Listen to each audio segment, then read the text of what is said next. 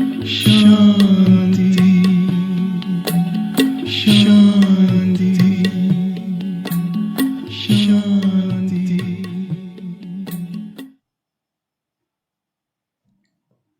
ओम शांति। आज वेबिनार का डे 12 कर्म की गुही गति। अभी तक के वेबिनार के सीरीज का सबसे लंबा सीरीज है।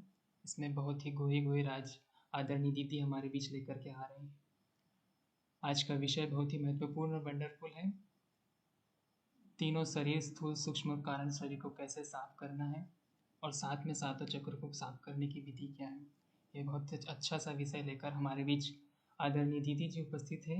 हम सभी आपका बहुत बहुत वेलकम करते हैं दीदी, और आपसे रिक्वेस्ट करते हैं कि इस क्लास की शुरुआत करें। ओम शांति। ओम शांति दीदी। ओम शांति दीदी। ओम शांति दीदी। ओम शांति दीदी। आज कर्म की गति का 12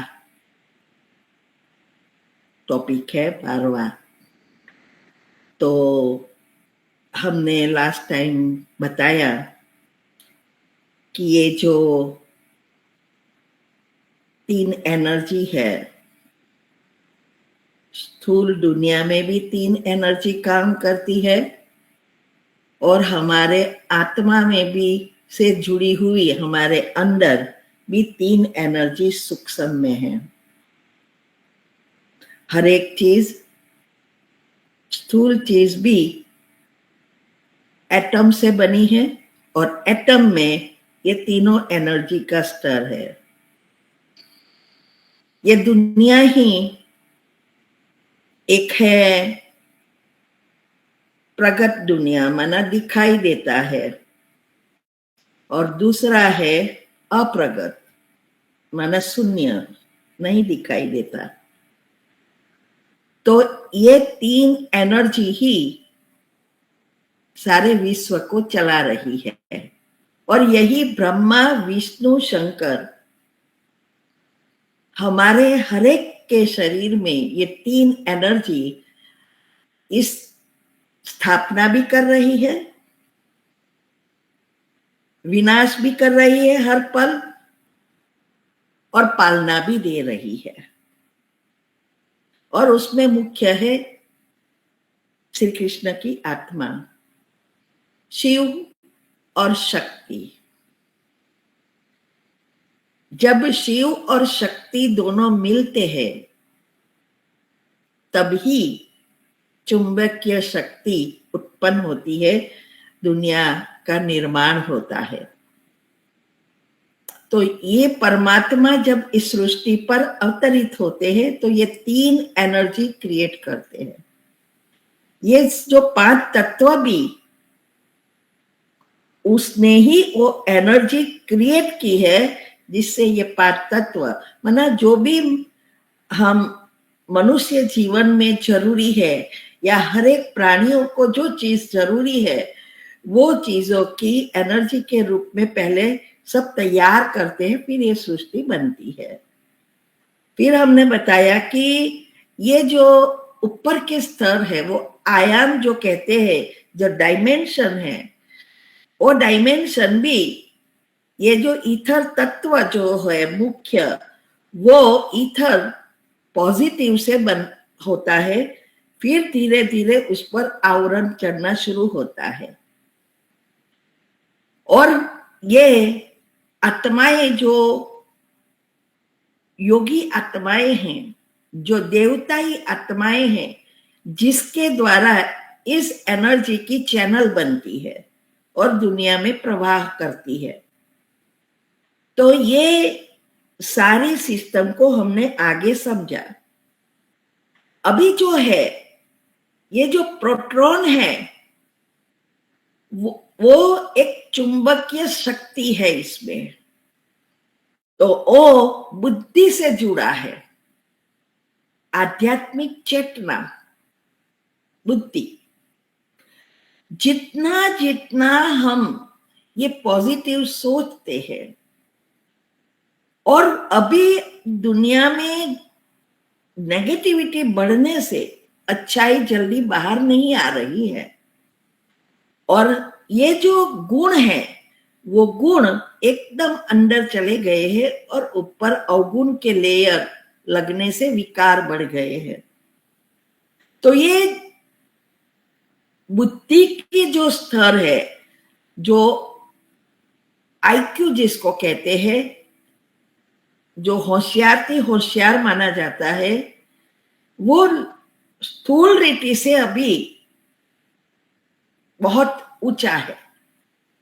लेकिन इसके साथ ये हमारी बुद्धि भावना, वो भावना कौन सी है, नेगेटिव या पॉजिटिव, उस अनुसार हमारा जो हमारी कर्म जो बनते हैं उस अनुसार बनते हैं। तो भावना से ही, ये भावना जो है वो है स्थूल चीजों, मन और हमारी भावना, ये शरीर की एक आयाम है। तो मन जो विचार पैदा करता है, वाइब्रेशंस क्रिएट होता है, उसमें भावना नेगेटिव और पॉजिटिव दोनों है। तो अगर हमारी बुद्धि का स्तर के साथ EQ पॉजिटिव है तो वो आध्यात्मिकता से जुड़ा है, आगे बढ़ के वो सृष्टि का, अपना भाग्य का और विश्व का निर्माण कर सकता है, स्वर्ग बना सकता है। अगर हमारा IQ भौतिक चीजों से जुड़ा है, नेगेटिव चीजों से जुड़ा है, अवगुण से एक्टिव है, तो वो विनाश के कारण बनता है, विनाश की ओर ले जाता है। अभी नर्क जो आया उसका कारण यही है, हम भौतिक चीजों में इतने मिक्स हो गए, सारा दिन भौतिक के पीछे लगे हैं, इससे हमारा IQ स्थूल बन गया है।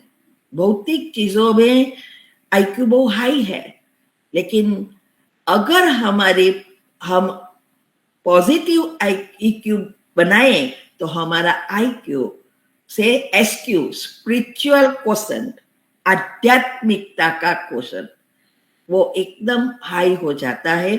इससे ही स्वर्ग की रचना हो सकती है। तो प्रोटॉन बुद्धि से जोड़ा है, इलेक्ट्रॉन मन और भावना से जुड़ा है, और न्यूट्रॉन न्यूट्रल है, वो प्राण शक्ति का एक क्या कहते हैं कि लाइफ फोर्स एनर्जी का आने का एक रास्ता है। तो ये दोनों से हम जब मुक्त होते हैं, जितनी जितनी हमारी सांसें धीमी होती जाएगी, दो विचारों के बीच कंपन अच्छी रीति होगा और समय बढ़ेगा, अंतर बढ़ेगा, तब हमारे अंदर ये सुषुप्ना नाड़ी एक्टिव होती है। सुषुप्ना नाड़ी ही ये लाइफ फोर्स एनर्जी आने का, परमात्मा की शक्ति आने का एक स्थान है। तो ये उसको प्रतिनिधित्व करता है। तो तीनों चीजों मिल के ही ये सृष्टि चलती है।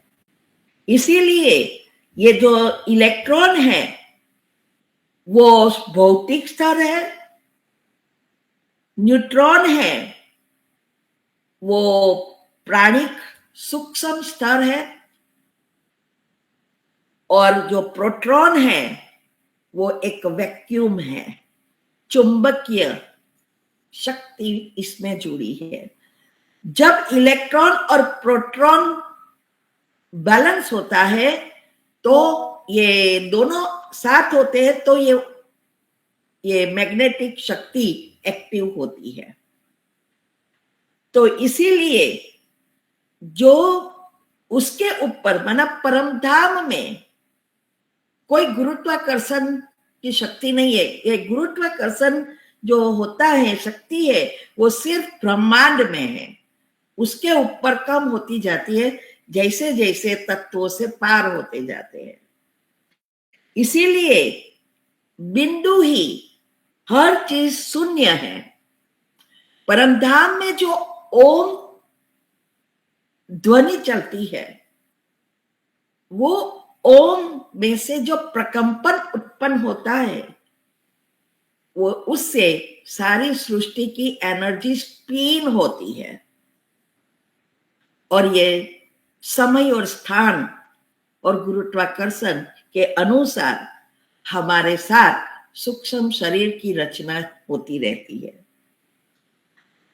तो ये जो है, हमने समझा कि ये तीन चीज जो है, सूक्ष्म शरीर से के साथ हमारा सारा ब्रह्मांड, तारे, नक्षत्र, ग्रह, सब कुछ हमारी सारी सिस्टम से सूक्ष्म में जुड़ा है। हमारे अंदर जो कर्म है वो एक कैसेट की तरह रिकॉर्ड होते हैं, लाइन बाय लाइन। हर पल हमारा भाग्य रच रहा है। हर सेकंड जो कुछ आप सोचते हैं वो आपका भाग्य का निर्माण हो रहा है। तो यहां परमात्मा हमें यही सिखा रहा है कि अगर आपको भाग्य को बदलना है, दुखों से मुक्त होना है, तो ये गुणों को एक्टिव करना पड़ेगा। और गुणों को एक्टिव करने के लिए ये सिखा रहे हैं कि कैसे हम गुणों का चिंतन करें, क्योंकि मन को काम देना पड़ेगा। निरसंकल्प मन हो नहीं सकता। इसीलिए अगर आप काम नहीं देंगे तो वो उसके पास जो जन्म जन्मांतर का स्टॉक पड़ा है वही बाहर निकालता रहेगा और नया भाग्य का निर्माण करता रहेगा। आज भी मुरली में यही कहा ना, ये ड्रामा बना बनाया है, लेकिन फिर से रिपीट करके नया बनाना है। हर पल जो चीजें आती है, हमारा काम यही है, आगे आएगा कि भाग्य का निर्माण में समय और स्थान को कैसे हम अलग करते जाए। तो ये कैसेट की तरह है। अभी हमें उसको रिवाइंड फॉरवर्ड करने की जो विधि है ये समझनी है। तो इलेक्ट्रॉन, प्रोटॉन और न्यूट्रॉन तीन एनर्जी से एटम बना है, लेकिन इस एटम से अनेक प्रकार की चीजें बनती है। इस तीन एनर्जी से भी अनेक प्रकार की हमारे अंदर सिस्टम चलती है। तो कर्म से ये सब कुछ जुड़ा है। इलेक्ट्रॉन, प्रोटॉन और न्यूट्रॉन ही ईड़ा, पिंगला, सुषुम्ना नाड़ी है। ये तीन नाड़ियां ही कर्म बनाती भी है, मनुष्य के भाग्य की रचना कर रही है, स्थापना, हमारा जीवन चला रही है, पालना, और हर पल भाग्य को समाप्त कर नया बना रही है। वो है विनाश। तो विनाश की राह नहीं देखनी है। विनाश पहले होता है, बाबा ने कहा ना, पहले विनाश होगा। यहां संकल्प, यहां अभी युद्ध चल रहा है। जब तक ये युद्ध संकल्पों का समाप्त नहीं होता, तब तक सृष्टि परिवर्तन नहीं हो सकती, क्योंकि ये सारा चीजें हमारे ही वाइब्रेशन से जुड़ी है। नेक्स्ट, तो इस तीन चीजों से हमारे तीन शरीर बनते हैं, सूक्ष्म, स्थूल और कारण। कारण शरीर जो है वो आत्मा की शक्ति से जुड़ा है। सूक्ष्म शरीर हमारे सारे कर्म, सूक्ष्म शरीर, किसी ने प्रश्न पूछा है कि सूक्ष्म शरीर हम यहाँ छोड़ के जाएंगे या साथ तो आने वाला नहीं है, तो ये कर्म कहाँ होंगे। पहले ही मैंने ईथर तत्व में समझाया था कि ड्रामा फिक्स है, वो ईथर तत्व से जुड़ा है और ईथर तत्व में हमारी एक एक संकल्पों के वाइब्रेशंस हर पल के स्टोर होता है। तो हम जब वापिस परमधाम जाएंगे तब हमारी जो भी हमने सोचा है या अच्छा स्वर्ग के लिए बनाने के लिए सोचा या दुनिया की चीजों के लिए सोचा, सब यहाँ ईथर तत्व में ही रहेगा। आत्मा अपनी ओरिजिनल शक्तियों के साथ बिंदी बनकर परमधाम जाएगी। जैसे वो परमधाम से नीचे आएगी पहली बार और ये 5 तत्व की शरीर से जुड़ेगी, मन को ब्रेन मिलेगा, तब विचार शुरू होंगे और विचारों के अनुसार उसके वाइब्रेशंस के लेयर्स जो बनते हैं उससे हमारा सूक्ष्म शरीर शुरू होता है। फिर समय और स्थान और गुरुत्वाकर्षण के नियम अनुसार वो जो ईथर तत्व में भरा है सेकंड बाय सेकंड हमारे साथ जुड़ता जाएगा। हमारे शरीर आत्मा के अंदर सारा पार्ट भरा है, लेकिन ये सारी विश्व में एक नेटवर्क की तरह है। इसीलिए टेलीपैथी भी काम करती है, लॉ ऑफ अट्रैक्शन काम करता है, लॉ ऑफ कर्म काम करता है, सब इसके लिए काम, इसीलिए काम करता है। जब ये 2 चीज मिलती है तब, क्योंकि प्रकृति अकेली नीचे है और ऊपर आत्मा है तो भी दुनिया नहीं है, और परमधाम में भी कोई दुनिया नहीं है। दोनों का मिलन अर्थात पुरुष और शक्ति, शिव और शक्ति का मिलन, कुंडलिनी मनशक्ति, तो इसका मिलन होता है तब ये जीवन चलता है। तो जिस जन्म का हमारी पाठ है वो हमारे सूक्ष्म शरीर में नजदीक में जुड़कर हम पाठ बजाते रहते हैं। फिर हम जो भी संकल्प करते हैं उस संकल्प अनुसार हम ईथर तत्व से वो एनर्जी खींच के हमारा नया भाग्य बनाते रहते हैं। संकल्प स्विच है, संकल्प बीज है भाग्य का। स्विच ऑन करना आना चाहिए। तो स्विच जब हम ऑन करते हैं वो कौन सी है, नेगेटिव या पॉजिटिव, उस अनुसार वो एनर्जी नीचे हमारे साथ जुड़ती जाएगी और इस अनुसार हमारे एक जन्म के बाद दूसरा जन्म, दूसरे के बाद तीसरा जन्म। तो ये तो डिटेल में आगे आएगा। तो ये ऐसे हमारा कर्म बनता है। एक ही ये 3 एनर्जी से ही सब कुछ बन रहा है।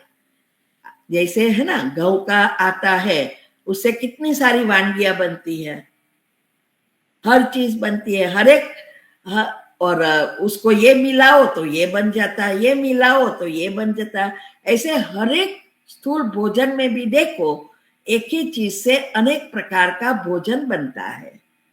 सिर्फ विधि जरूरी है जानना, रेसिपी चाहिए। तो उस अनुसार अगर हम यूज करें तो वो रेसिपी डिटेल अनुसार वो चीज बनती है। ऐसा ही हमारे सूक्ष्म शरीर के साथ है।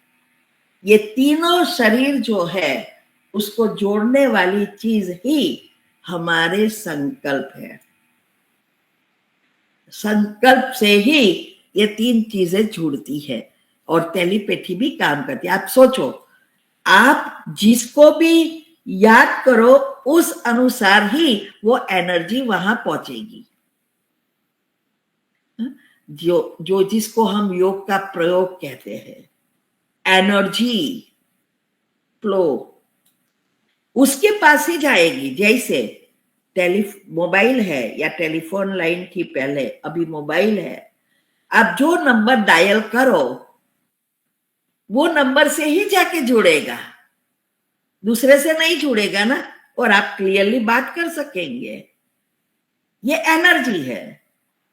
ऐसे ही ये भी आप जिसको याद करेंगे, जिसके साथ कनेक्ट कर होंगे, वहां एनर्जी जाएगी। वो जाने अनजाने होती रहती है, लेकिन जब हमें स्पेशल पुण्य खींचना है तो उस अनुसार कमेंट्री चलाकर हम पॉजिटिव एनर्जी खींचकर बीच की नेगेटिव एनर्जी को परमात्मा की शक्ति से विलीन करके पुण्य खींचकर वो प्रैक्टिकल करते हैं। इसीलिए अभी last so fast so first जाने का जो बाबा कहते हैं वो पॉसिबल है, क्योंकि अभी ये सब चीजें साइंस मदद कर रही है, हमारे जैसे पुरुषार्थ करके बता रही है, शॉर्टकट ये आ रहा है। बस जरूरत है उसको प्रैक्टिकल करने की। तो ये तीनों शरीर से जो है अभी इसमें पहले तो आत्मा की शक्ति मन से कम होती है, ज्यादा होती है।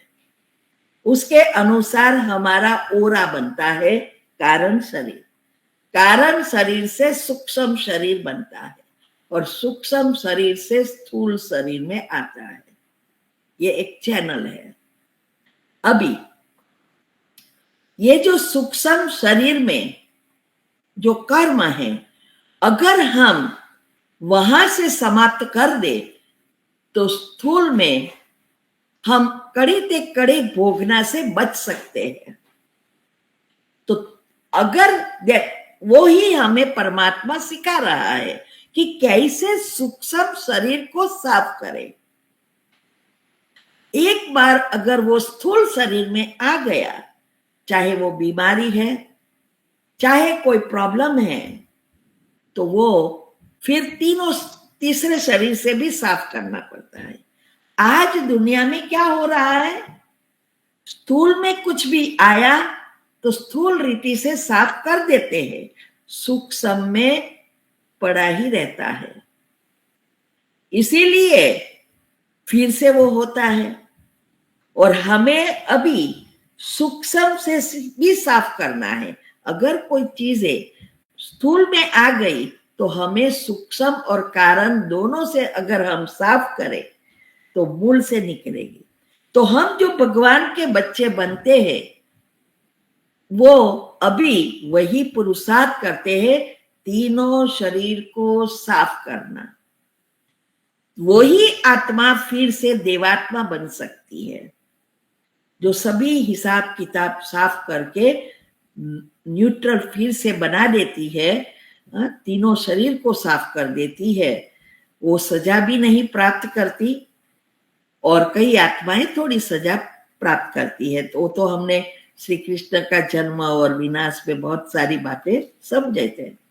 अभी स्थूल में आई हुई चीजें स्थूल रीति से भी प्रयत्न करना है। जैसे बीमारी आई तो घरेलू उपाय या दवाओं से उसको ठीक करना पड़ेगा, डॉक्टर के पास जाके रिपोर्ट लेना पड़ेगा कि क्या है, और फिर प्रैक्टिकल दवाइयां लेनी पड़ेगी तो वो स्थूल से समाप्त होगा। साथ साथ सूक्ष्म से भी हमें क्लीन करना है, वो है विचारों द्वारा, दुआओं के द्वारा।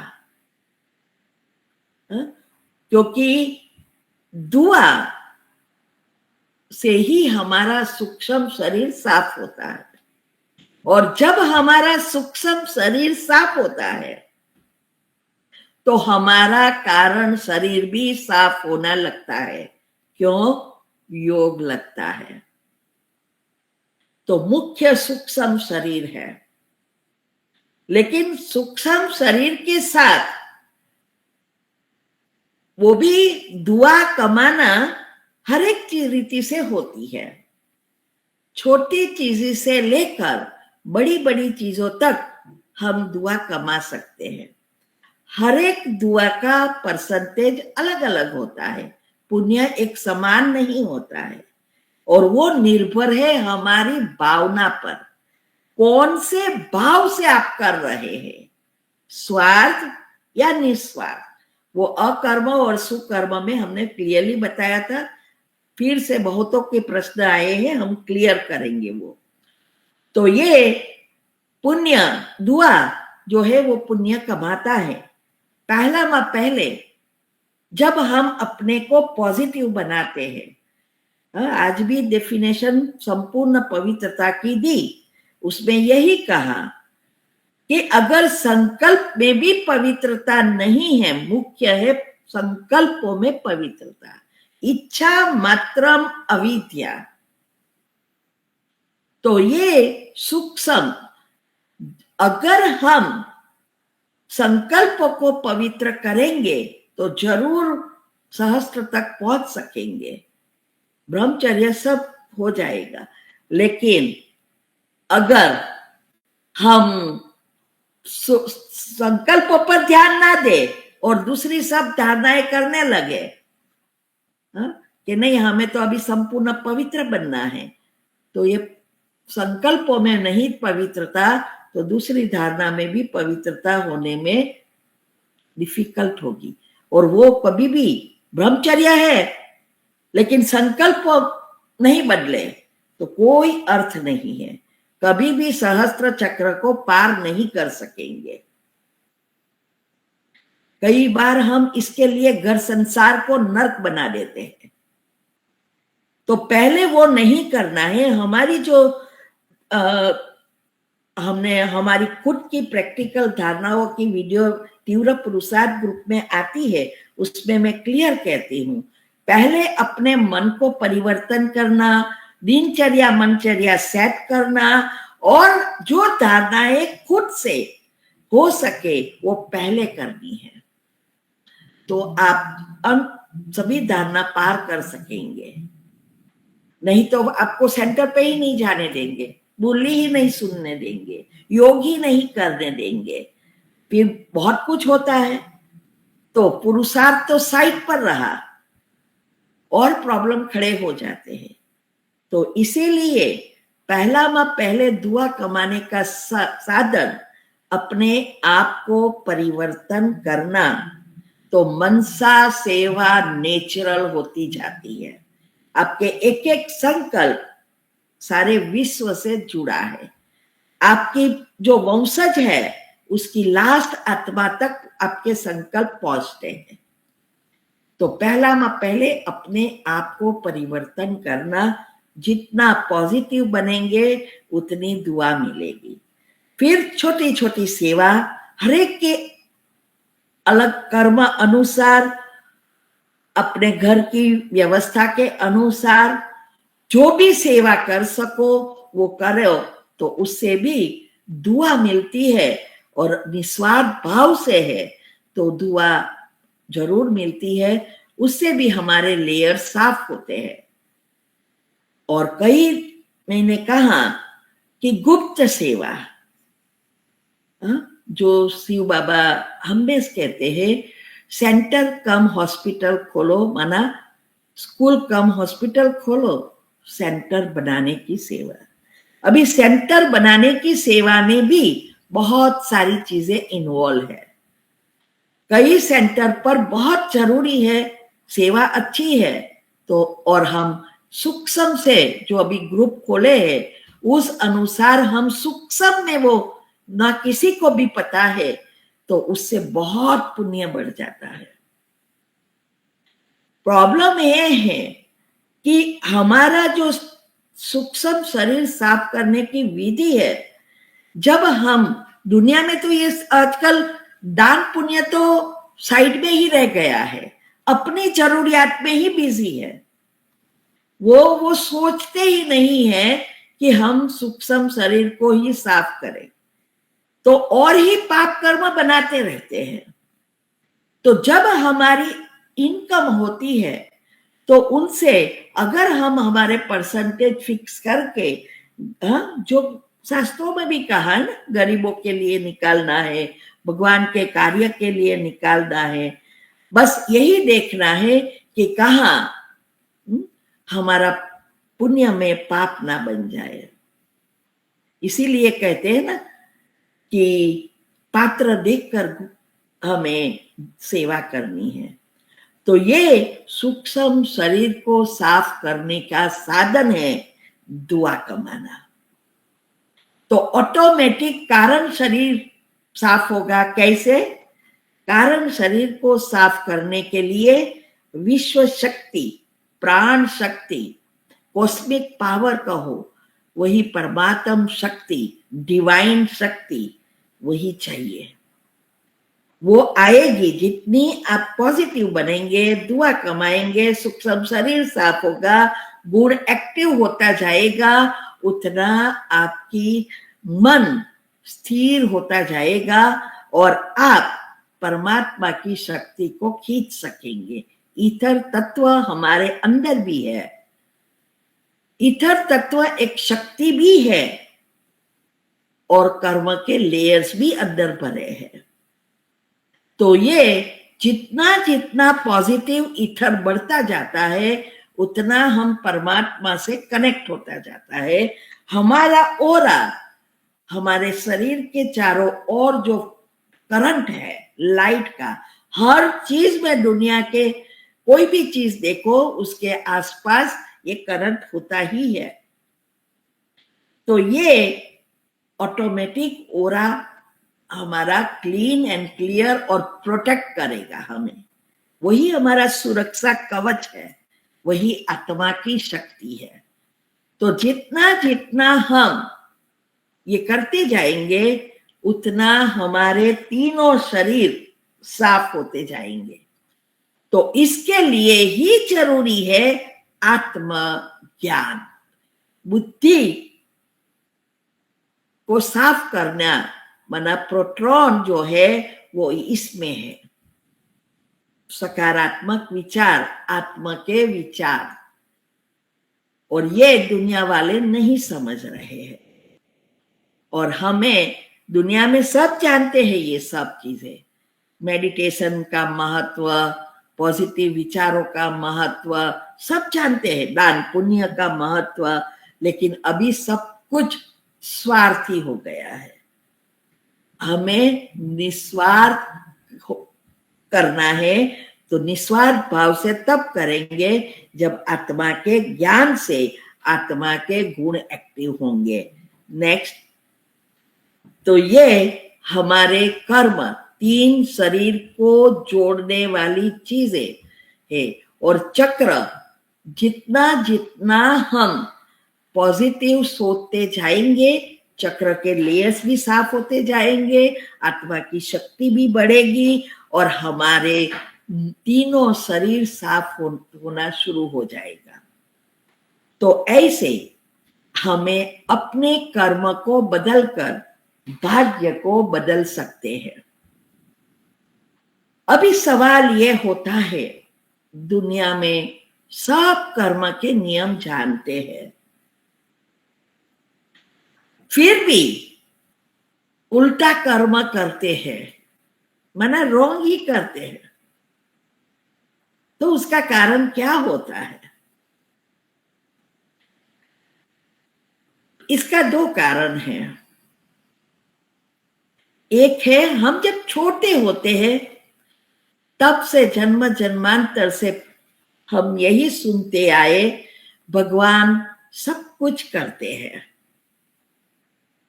और दूसरा सुनते आए, जैसा कर्म करेंगे वैसा फल पाएंगे। अभी जो कर्म करेंगे फल पाएंगे, वो हमारे खुद से जुड़ा है, आत्मा से जुड़ा है। कर्म से जुड़ा है। और अगर हम भगवान को कहेंगे कि वो करते हैं, उसके बिना, इसके बिना तो पत्ता भी नहीं हिल सकता, वो चाहे वही करता है, तो ये दोनों ऑपोजिट हो गया। आप नहीं कर रहे हो और कोई कर रहा है, तो ये दोनों चीज एक दूसरे से मिलती नहीं है। अगर भगवान करता, चलो मान लो भगवान करता, क्या वो भगवान ऐसा करेगा किसी को दुखी, किसी को सुखी, किसी को बीमार, किसी को हेल्दी? किसी के घर में पैसा खाने के लिए चीजें नहीं है और किसी के घर में इतना है जो खा नहीं सकते, कुत्ते का भी वहां बहुत अच्छा नसीब हो जाता है। हम अपने बच्चे को नहीं खिला सकते और वो उसको भी जैसे स्वर्ग जैसा रखते हैं। तो भगवान किसका नाम? भगवान वो जो सबके लिए समान है, वो कर्म में कभी भी इंटरफियर नहीं करते हैं। तो ये भगवान को हम क्या कहते हैं? तुम माता पिता, हम बालक तेरे। तो हम अगर पेरेंट्स हैं और भगवान आके कहे कि आप अपने बच्चों का भाग्य लिख लो, चलो बैठ के मैं एक आपको कर दूंगा, जो लिखोगे वो, तो सोचो आप लिखेंगे कि मेरा बच्चे दुखी हो, मेरा बच्चा बीमार हो, मेरा बच्चा अनपढ़ रहे, मेरा बच्चा भिखारी बन रहे? लिखेंगे कभी? नहीं। हर कोई क्या लिखेगा? कितना भी गरीब है या साहूकार है, पैसा वाले है, लेकिन कभी भी अपने बच्चे का भाग्य ऐसे नेगेटिव नहीं लिखेगा, स्वप्न में भी नहीं सोचेगा। लिखने की तो बात बाद में, लेकिन यही लिखेंगे सबसे अति धनवान है रहे, कंप्लीटली निरोगी, नख में भी रोग नहीं, दुख का भी नाम निशान ना रहे, ऐसा ही लिखेंगे ना। पढ़े लिखे और प्रगति ही प्रगति करे, हमेशा गोल्डन स्पून इन माउथ रहे, सभी सुविधा से संपन्न रहे, ऐसा ही लिखेंगे ना? या लिखेंगे आप सब बुरा लिखेंगे या अच्छा लिखेंगे? क्या कहेंगे?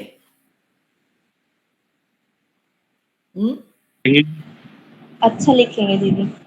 हाँ, कोई भी कैसा भी व्यक्ति है आत्मा, कभी भी बच्चों के लिए सपने में भी नहीं सोच सकता कि ऐसा लिखे। तो आप सोचो, भगवान ऐसा सोच सकता है क्या कि ये गरीब रहे, चलो ये पैसा वाला मेरा बच्चा ये ऐसा रहे? हमारे घर में भी 4 बच्चे होते हैं तो हम सोचते हैं चारों के लिए कि सबके लिए अच्छा, समान, सब कुछ अच्छा अच्छा हो, फिर भी चारों का भाग्य अलग अलग हो जाता है। कोई एकदम गरीब लाइफ में आगे, जब माता पिता के यहाँ होते हैं तो सब कुछ सब समान मिलता है, और बीमारी हर एक की अलग अलग होती है, स्वभाव संस्कार अलग अलग होता है, लेकिन जैसे जैसे वो बड़े होते हैं सभी का भाग्य अलग अलग हो जाता है। पैसा जो माँ बाप के घर में था वो शायद ना भी मिले।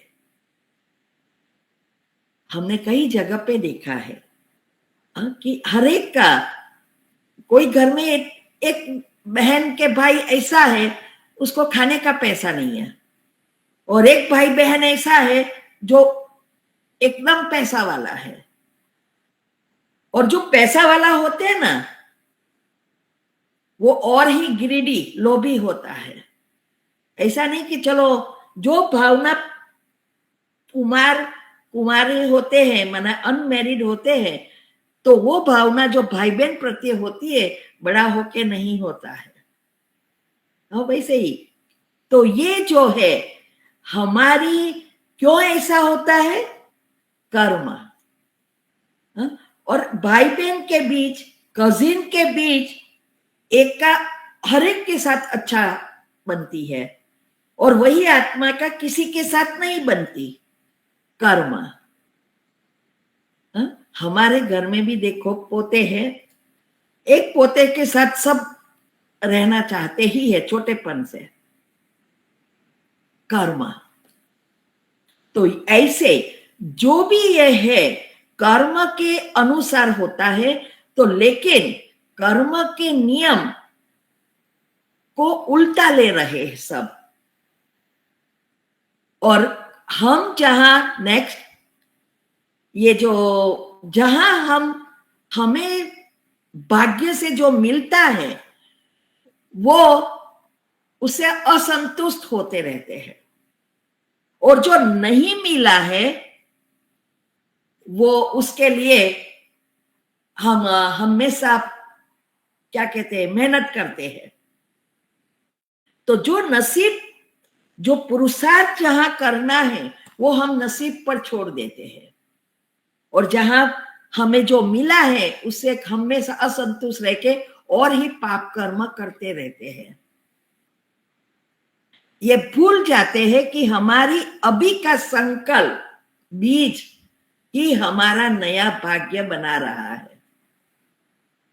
आज देखो कितना भी पैसा वाला है, कभी भी ऐसा सोचता है कि अभी बस इनफ है, अभी क्या करने वाले हैं। एक सेठ था, वो सेठ के पास बहुत पैसे थे, 7 पेड़ी खाए इतने पैसे थे, लेकिन वो हमेशा टेंशन में ही रहता था। कभी भी उसके चेहरे पर खुशी नहीं, ना चीजों की खुशी, ना पैसे की खुशी, लेकिन टेंशन। तो एक दिन उसके फ्रेंड ने उसको पूछा कि एक बात पूछता हूं। तो बोले पूछो। तो बोले आपके पास इतना है, मेरे पास तो कुछ नहीं है, मैं तो घर चलाता हूं, थोड़ा बचता है सेविंग्स में, लेकिन आपके पास तो इतना सारा पैसा है, अगर मेरे पास होता तो मैं तो कब का रिटायर होकर भगवान के नाम लेना शुरू कर देता। तो तेरे को चिंता काहे की है? क्यों तेरे चेहरे पर खुशी नहीं है ये सब चीजों की? तो वो सेठ बोलता है, चिंता यही है कि मेरी 8वीं पीढ़ी क्या खाएगी। आप सोचो, जो है वो नहीं, अभी 8वीं पीढ़ी का उसको टेंशन है, और जिसके पास नहीं है वो हमेशा खुश रहता है। तो यहां भी हमें देखना है छोटे को। हम क्या करते हैं, देखते हैं बड़े को, तो उनसे हम कंपेयर करते रहते हैं कि ये हमारे से, मैं इतना कि कब लाऊं, ये इसके पास इतना है, मेरे पास क्यों इतना कम है। लेकिन अगर जीवन में आगे बढ़ना है, जो हमारी पॉलिसी थी, हमेशा देखना छोटे को है, लक्ष्य रखना बड़ा बनना। लक्ष्य अलग चीज है, रोज नेगेटिव चिंतन करना अलग चीज है। तो लक्ष्य हमारा होना चाहिए हाई, कि हमें एक दिन ऐसा मेहनत करनी है, हम यहां तक पहुंच जाएंगे। वो पुरुषार्थ करना है, और देखना है छोटे को कि भाई इसके पास तो कुछ नहीं है बेचारे पास, लेकिन मेरे पास तो इतना सारा है। अभी ये अगर हम देखेंगे कि ये हमारे पास इतना, इससे ज्यादा है, लेकिन मेरा लक्ष्य है अभी भी आगे बढ़ना। ऐसा नहीं कि बस जो है वो छोड़ दिया, नहीं। तो नसीब पर छोड़ देना, वो असंतुष्ट रहकर के मेरे नसीब में ये नहीं है, मुझे ये चाहिए, लेकिन नसीब क्या करे, नसीब में नहीं है, तो वो कभी नहीं आगे बढ़ेंगे। तो हमें पुरुषार्थ ऐसा करना है, वो हमारा प्रारब्ध के रूप में बनता जाए। इस जन्म में जो कुछ हमें सुख दुख प्रदान करता है, वो हमारी पिछले जन्मों की प्रारब्ध है। और अभी का, आज का, वर्तमान का हर पल हम जो भी सोच कर रहे हैं, वो हमारा नया पुरुषार्थ जो है, वो नया भाग्य, नया भविष्य बना रहा है, नई सृष्टि को रचता है। तो हम अपने कर्मों से ही सुख दुख भोगते हैं।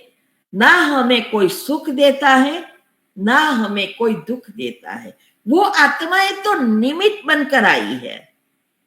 आपके ऐसे कर्म है जिससे वो आत्मा वो सुख या दुख देने के लिए आ गई है।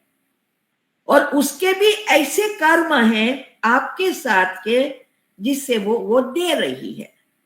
अभी सामने वाला कैसा भी है, लेकिन हम क्यों लेवे, यही परमात्मा हमें सिंपल भाषा में सिखा रहा है।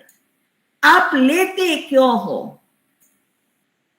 तो सब अपने पुरुषार्थ और कर्म पर ही आधारित है। और कई बार तो हम क्या करते हैं, गलती किसी की और हम दुखी होते रहते हैं। और उसको तो कभी पता भी नहीं होता है कि हमने ये किया तो इससे इसको दुख हुआ, लेकिन हम असंतुष्ट रहते रहे कि उसकी गलती है, उसके संस्कार है, क्यों हम पकड़ के रखे, क्यों हम हमारे नेगेटिव वाइब्रेशंस खींचकर और ही दुख क्रिएट करें।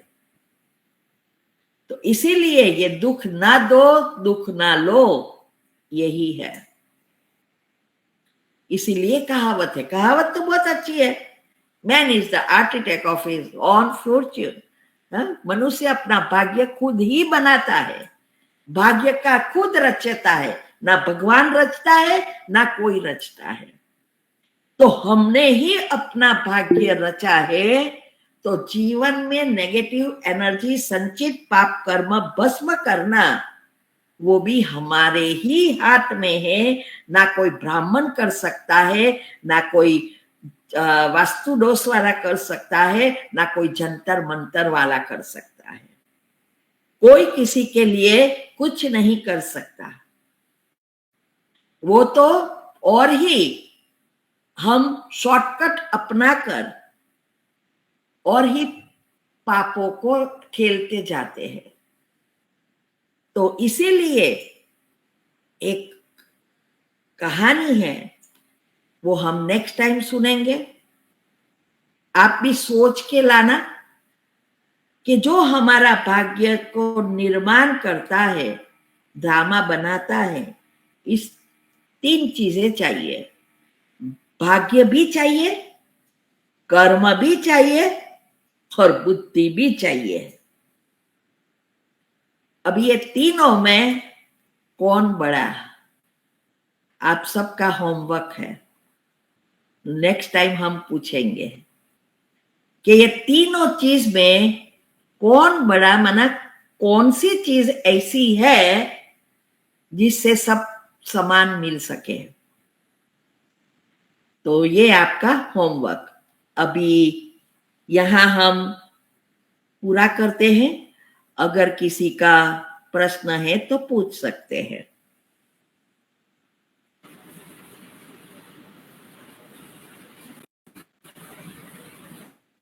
दीदी मेरा क्वेश्चन ये है कि दीदी आवाज आ रही है? आइए। दीदी अभी आपने बताया कर्म बड़ा या भाग्य बड़ा, और एक और क्या बताया आपने? बुद्धि। अच्छा, बुद्धि। दीदी मेरा क्वेश्चन ये है कि दीदी मेरा पिछले क्लास से क्वेश्चन है कि आपने जो एक बहन का उदाहरण दिया था जिनको पेट में कैंसर हो गया था, तो दीदी आपने उदाहरण दिया था ना उस बहन का। तो दीदी आपने बताया था कि वो बाल मंदिर में जो गवर्नमेंट की जॉब थी वो करती थी और घर का भी संभालती थी। उनको एक लड़का था और उन्होंने दोबारा शादी की थी तो आपने बताया कि वो लोग काम वाली नहीं रखते थे, तो जब उनका गवर्नमेंट जॉब खुद का था और घर में कमाने वाला और कोई नहीं था, तो काम वाली तो खुद से वो रख सकती थी बहन। गवर्नमेंट जॉब कौन सी? वो बाल आपने बाल मंदिर में शायद चलाते, पढ़ाती थी। 2000 पगार देते हैं वो लोग। अच्छा, 2000 पॉकेट खर्च ही निकले तो भी अच्छा है। वो जो नहीं बच्चे जो गरीब होते हैं, काम लोग काम करने जाते हैं और उसके बच्चे स्कूल में नहीं भेजते हैं, तो क्या कहते हैं उसको? वो गवर्नमेंट ऐसी एक संस्था जैसी चलती है। मुझे गुजरात में ये चलता है, दूसरी जगह पे पता नहीं है। म्यूनिसिपैलिटी स्कूल क्या? नहीं है, स्कूल नहीं है। क्या करते हैं, कभी पंचायत में रख लेते हैं कोई, और फिर वो आगे वाले नहीं जाते, खाना भी देते हैं, सब कुछ देते हैं, तो भी वो माँ बाप नहीं भेजते, तो वो लोग को घर पे जाके लेकर बिठाते हैं। आंगनवाड़ी कहते हैं क्या? हाँ, आंगनवाड़ी। आंगनवाड़ी कहते हैं। हाँ, आंगनवाड़ी। वहां, और तो वहां तो 2000 पगार मिलता था उसको, तो काम वाली कहाँ रखेंगे? आज काम वाली एक काम का 1500 ले रही है। इसीलिए।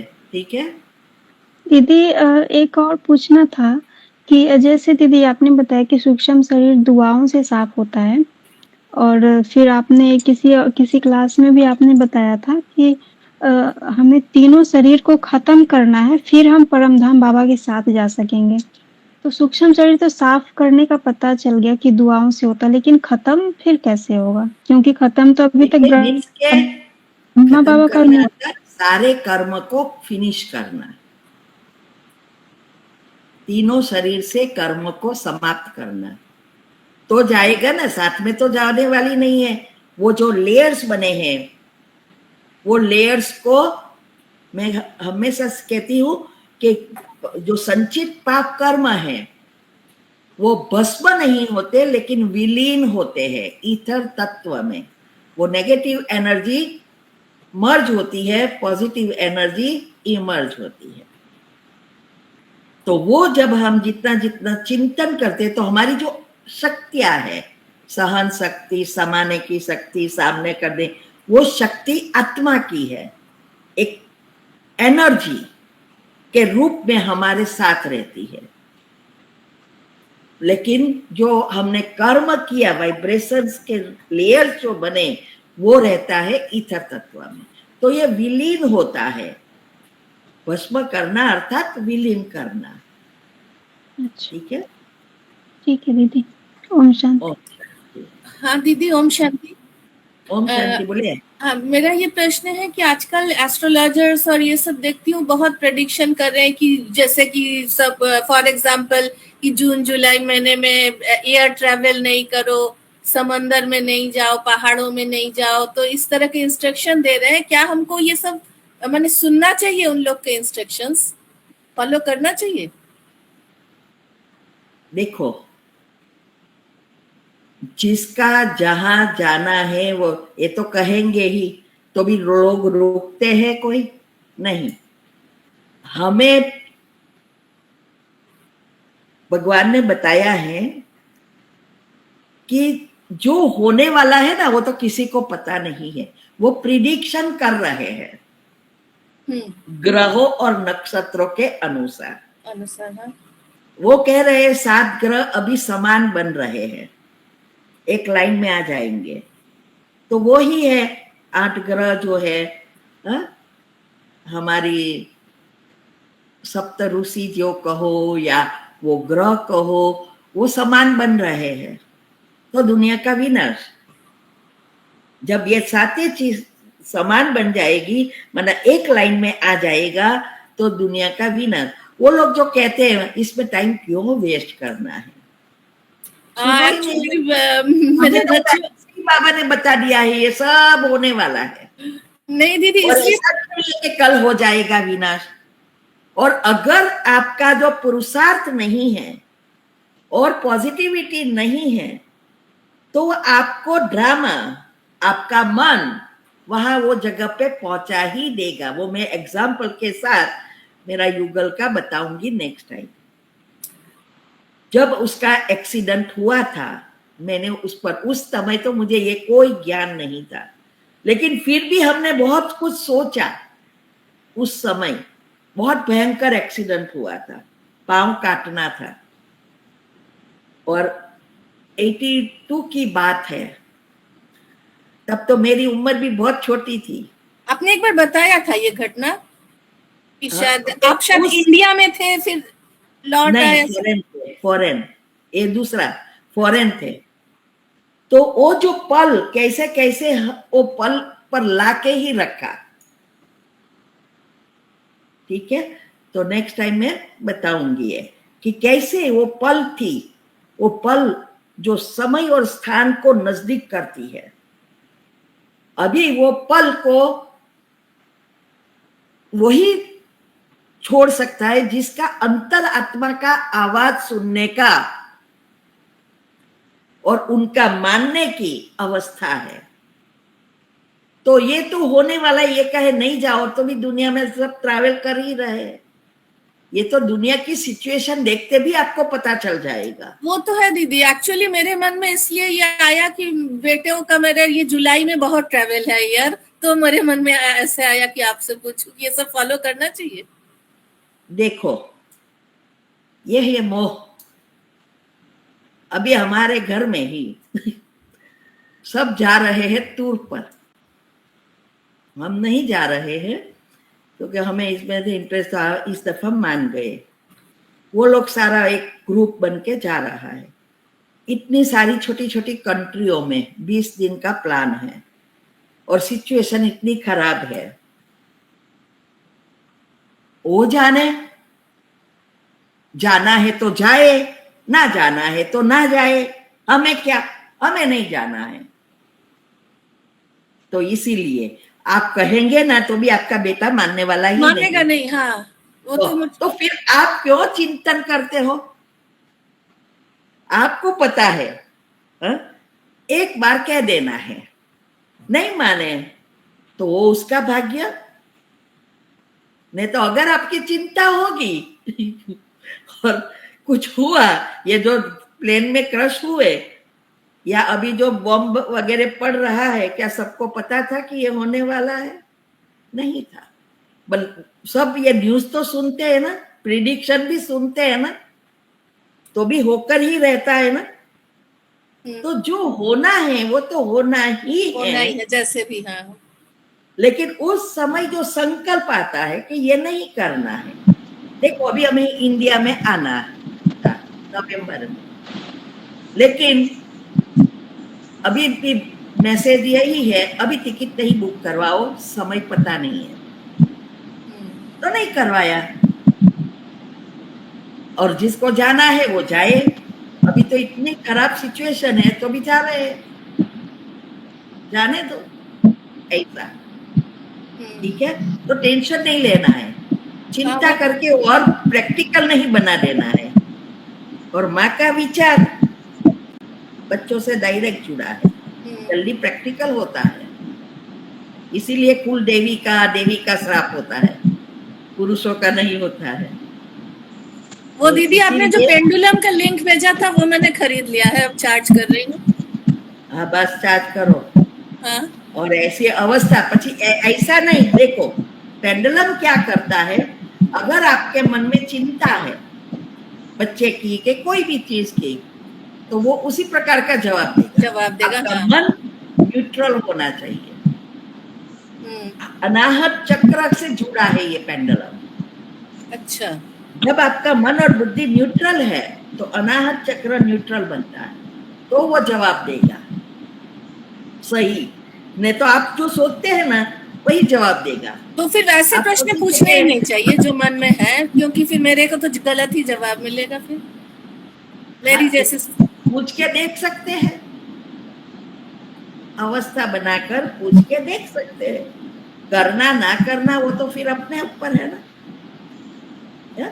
ऐसा नहीं है कि आप गमे थे कैसा भी भाव लेके बैठ जाओ और वो जवाब दे दे। हाँ, वो तो क्योंकि ये सारी नेगेटिव गुरुत्वाकर्षण से जुड़ी चीजें हैं, ये साइंटिफिक है पेंडुलम।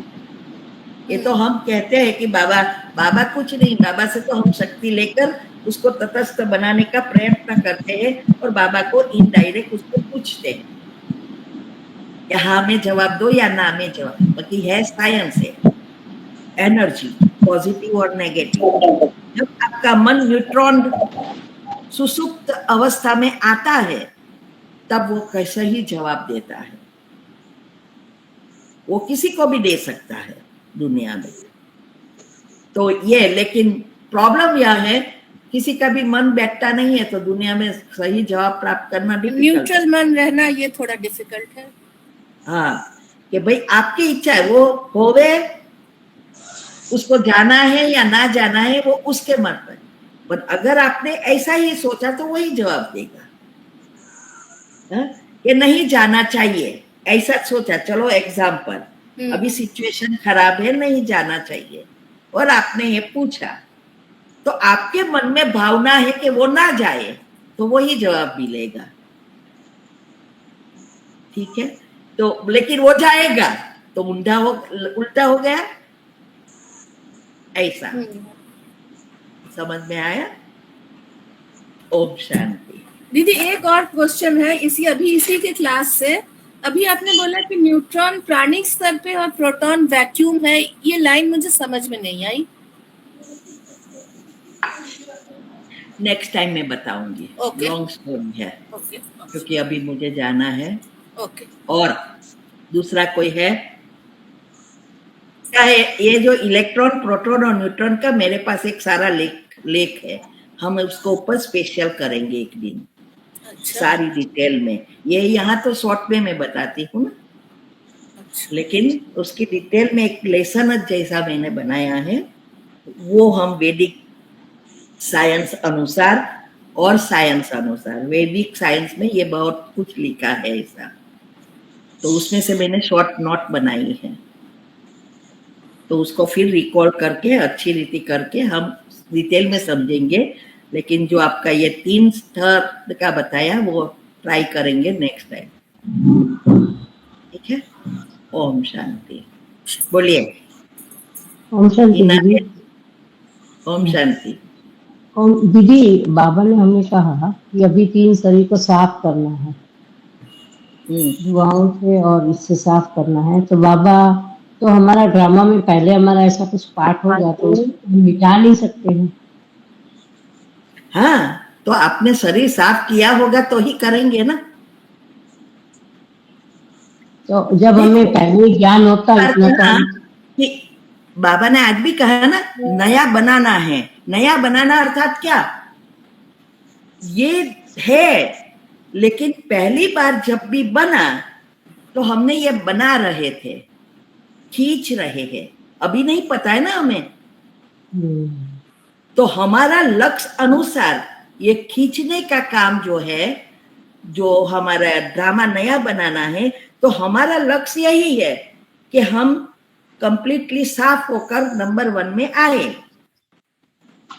तो उस अनुसार ही आपके विचार चलेंगे, उस अनुसार आप पुरुषार्थ करेंगे और नंबर 1 में आएंगे। लेकिन अगर हम सोचेंगे कि ड्रामा में होगा तो होगा, तो आलस्य अलबेलापन, तो उसका मतलब यह हुआ कि पहले भी ऐसे ही आलस्य अलबेलापन में आपने किया ही नहीं है। तो हमारा लक्ष्य रखना है कि मुझे ये करना ही है, दृढ़ता। फिर कुछ भी है ड्रामा में, क्या है, जैसे सीरियल आती है टीवी में, तो हम प्रिडिक्शन कर सकते हैं ना कि अभी नेक्स्ट सीरियल टॉपिक ये होना चाहिए इसके रिलेटेड। लेकिन अभी जब तक वो लोग ने रियल में बनाया नहीं है, तो वो उनके हाथ में है कैसा बनाकर आपको प्रैक्टिकल दिखाना है। आपने तो प्रिडिक्शन किया। तो ऐसे ही ड्रामा में है, क्या है वो पता नहीं है, तो आपके लक्ष्य अनुसार वही ड्रामा बनेगा और वही एनर्जी आप खींचेंगे। ठीक है, वहां ही नंबर पड़ते हैं। दीदी, पता होता तो इतना कर्म नहीं बांधते ना, जैसे इंसान कर्म बांध लेते हैं बिना सोचे समझे। यहाँ जब द्वापर कलयुग में हम आते हैं देह भान में, तो इतने कर्म बांधते हैं, फिर हमको बाबा मिलते हैं तो हमको समझ में आती है कि हमने कितने कर्म बांधे हैं पास्ट के। तो ऐसा होता है कि अगर समझ पहले ही आ जाती तो नहीं करते ना ये। तो दुनिया बनती ही नहीं ना, तो जीवन चलता ही नहीं ना। जीवन इसका नाम है ना, गाड़ी चलती रहेगी, नहीं तो फिर दुनिया ही नहीं बनती। ठीक है, बाबा माना परमात्मा को तो तब आना पड़ता है जब दुनिया विनाश हो जाने की तैयारी में है।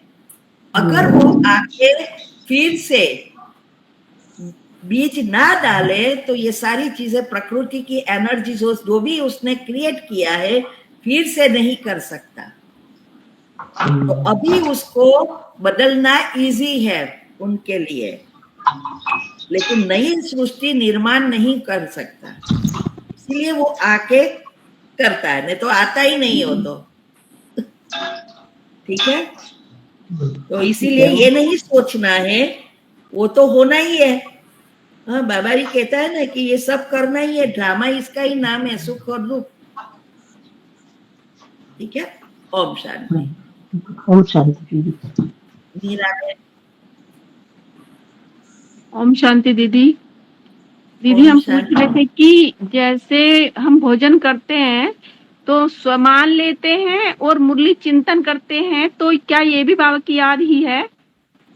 हाँ, पॉजिटिव में रहते हो, अच्छी वाइब्रेशन, तो बाबा से हर चीज जो आत्मा और परमात्मा के रिलेटेड है वो पॉजिटिव है, तो ये याद ही है।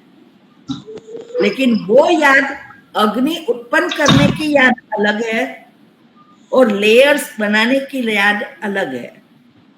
सूर्य के किरणों की रोशनी हर काम कर रही है, आप कागज रख दो तो वो जलेगा नहीं जब तक उसकी अग्नि ना उत्पन्न हो, और एकत्रित करते हैं तो ये सोलर सिस्टम बन जाती है। ऐसे ही हमारा यहाँ है, तो ये हमें प्रैक्टिस करते करते मन को काम देते देते लेयर्स बदलते जाएंगे, वही हम सूक्ष्म और ईथर से खींच के हमारे आसपास के लेयर बदलेंगे। तो हमारी मन बदलेगा तो वो योग अग्नि प्रकट कर सकेगा। तो ये सारी एक दूसरे से जुड़ी हुई चीजें हैं, मंजिल चढ़ती है। ठीक है, थैंक यू दीदी। ओम शांति। और दीदी ओम शांति। ओम शांति। दीदी अभी कल का एक क्वेश्चन था जो मैंने फिर से वो क्लास वापस से रिपीट सुनी ना, तो फिर से मुझे ये समझ में आया उसमें कि जिनकी अवस्था बनी है, तो आपने कल के आंसर में बोला था कि वो योग ही करते रहेंगे, है ना, सकाश देंगे आत्माओं को मुक्त करने के लिए। लेकिन जिनकी अवस्था नहीं बनी होगी वो उनको मुरली भी पढ़ना है, माना कि एटलीस्ट बिजी रखने के लिए। तो वो तो जो दिनचर्या मंचर्या है ना दीदी, वो भी आप एक्यूरेट वैसा ही करते रहेंगे क्या? माना जो टाइमिंग पे जो करना है वही करना है, खाना बनाने के लिए वही करना है, योग के टाइम योग ही करना है, एक्यूरेट दिनचर्या भी एक्यूरेट वैसे ही चलती रहेगी, ऑटोमेटिक हो जाएगी। इवन आपका पेट साफ करना भी फिक्स हो जाएगा। हाँ, ये बायोलॉजिकल क्लॉक सेट होगा ना, सब ऑटोमेटिक। इसके बाद हाँ, जीवन में अलग अलग सिचुएशन और काम होता है, बराबर, हाँ। वो होएगा ही, लेकिन सिस्टम सेट हो जाने से सब कुछ एक्यूरेट बनना शुरू होगा। तो ये जो है ना कि सारी चीजें हम कर रहे हैं हमारा घड़ी को रिसेट करने का, तो हमारी बैटरी चार्जर न्यूट्रल बन जाएगा। हाँ। ये सारी सीढ़ियां है सभी चीजों की, कोई अलग रीति से करता है, कोई अलग रीति से अपनी अपनी रीत ढूंढ के वो करता रहता है, लेकिन सीढ़ी ही है। 200 सीढ़ी चढ़नी है तो एक से शुरू करना पड़ेगा ना। हाँ। तो वे नंबर में जंप तो नहीं लगा सकेंगे, नहीं ऐसा। तो दीदी जो दिनचर्या मंचर्या आखिरी में भी आप ऐसे ही एज इट इज कंटिन्यू रखेंगे ना आखिरी तक, माना आखिरी क्षण तक ऐसा ही चलता रहेगा? जैसे आपने कल क्वेश्चन में कहा ना, अंत समय में जिनको योग पक्का आता है वो योग ही करते रहेंगे, लेकिन जिनकी अवस्था नहीं है उनको सारा करते रहना पड़ेगा। तो वो मुझे पूछना था कि तब भी दिनचर्या मनचर्या आपकी एक्यूरेट रहेगी? हाँ, क्यों नहीं।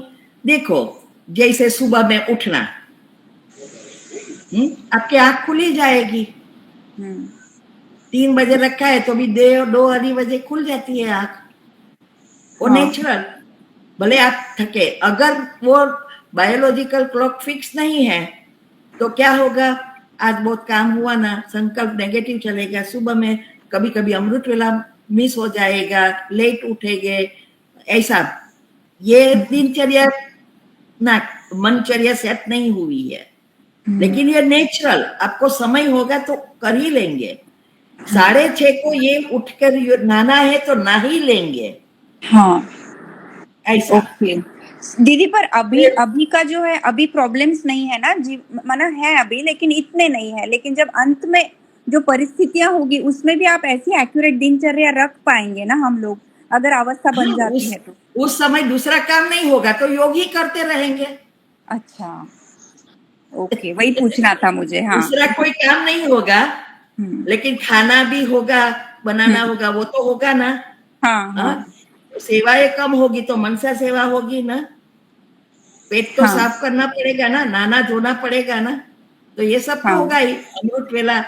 फिर लेकिन वो अवस्था होगी, वही वो एक्यूरेट कर सकेंगे, योग लगा सकेंगे। ये योग तो लगा चिंता सकते। होगी, बच्चा बाहर हाँ, गया है, क्या करे, वो उसको कुछ हो ना जाए, अभी ये सिचुएशन ऐसी बनी है, और भी इसमें बाजू वाले को तो ये हो रहा है, ये इतनी बाढ़ आ गई है, अभी मैं क्या करूं, यही संकल्प चलेंगे, योग लगेगा ही नहीं। तो जो आत्माएं पांचों विकारों से मुक्त, इच्छा मात्रम अविद्या हो गए, वही योग लगाकर सभी चीजों से मुक्त होंगे। कोई करे या ना करे वो उनका कर्म, हमें क्या करना है ये अवस्था है, उसके लिए मैंने कहा। ठीक है, ओके, ओके, हाँ। ओम शांति। अभी कोई है? ओम शांति दीदी। ओम शांति। हेलो दीदी, मैं अपना एक अनुभव शेयर करना चाहती हूँ। जैसे आपने पेंडुलम के बारे में बताया, वैसे मैंने क्या किया, घर में 2 कागज में बाबा ने कहा हाँ, बाबा ने कहा नहीं, ऐसे 2 कागज लिखा हुआ है। अब मैं बहुत समय से ये मतलब जब भी कोई प्रश्न होता है बाबा से वो कागज से पूछती हूँ और मेरा काम अच्छे से हो जाता है। तो कोई भी ये ट्राई कर सकते हैं? हाँ, ये भी कर सकते हैं आप, ये भी कर सकते हो। एक चिट्ठी लिखकर रात में रखो, 5-10 लगाकर फिर उठाओ, ये भी कर सकते हैं। कॉइन लेके भी कर सकते हैं, दिस साइड और दिस साइड। बच्चे लोग कुछ मांगते नहीं, बाबा से पूछ, बाबा आपको देना है कि बच्चों के लिए अच्छा नहीं है, देना है ना? नहीं तो बाबा हाँ बोलते तो देती, नहीं तो नहीं देती। तो वो हर चीज में काम करता है। लेकिन हाँ, करता है, लेकिन इसमें भाव भी बहुत इन्वॉल्व है। आपके भाव अनुसार आपको इसमें भी जवाब मिलेगा। हाँ, वो तो है। हाँ, ठीक है, ठीक है। धन्यवाद। हाँ, ओम ओम शांति। शांति। ये लाइव ऑनलाइन वेबिनार हम करा रहे हैं, बहुत स्पेशल टॉपिक्स है, गहरे राज और हेल्थ के हैं। वीक में 3 बार, Monday, Wednesday and Friday, India के टाइम अनुसार 8 से 9 रात को, और फिर प्रश्न उत्तर।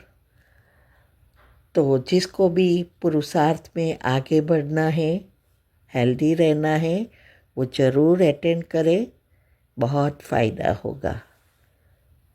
और उसकी लिंक आपको मिल जाएगी, आप हमें व्हाट्सएप पर टेक्स्ट कर सकते हैं, तो हम ग्रुप लिंक भेजेंगे जहां आपको हर वीक की लिंक मिलेगी। ठीक है, ओम शांति। शांति। मैंने बताया है कि हमारे जो 3 शरीर है उसको साफ करने के लिए दुआ बहुत ज़रूरी है। और दुआ अनेक रीति से हम प्राप्त कर सकते हैं, लेकिन कई चीज़ें बहुत इजी है। जैसे आजकल लोग वीडियो तब देखते हैं जब कितने लाइक है, कितना शेयर किया है, कमेंट कितनी रखी है, कितने सब्सक्राइबर है, व्यूज़ कितने हैं, ये सब देखकर वीडियो देखते हैं। तो यहाँ भी हमें अगर दुआ कमाना है तो हर एक वीडियो में लाइक, शेयर, कमेंट और सब्सक्राइब करना है। इससे कई आत्माएं इसको देखेंगी तो उसमें भगवान की बातों को समझने के लिए मन होगा और फिर इसमें से कई आत्माएं बाबा के जो छुपे हुए रत्न हैं, माना भगवान के बच्चे जो है वो निकल आएंगे। और कईयों को, बाहर वालों को भी अगर इससे फ़ायदा होगा तो ये सबसे दुआ मिलेगी जिसने ये 4 चीज़ें की है। इसीलिए ये घर बैठे दुआ कमाओ। लोग घर बैठे पैसा कमा रहे हैं, आप दुआ कमाओ तो हम भगवान के बच्चे नंबर 1 में जल्दी जल्दी आ सकेंगे। ठीक है। ओम शांति।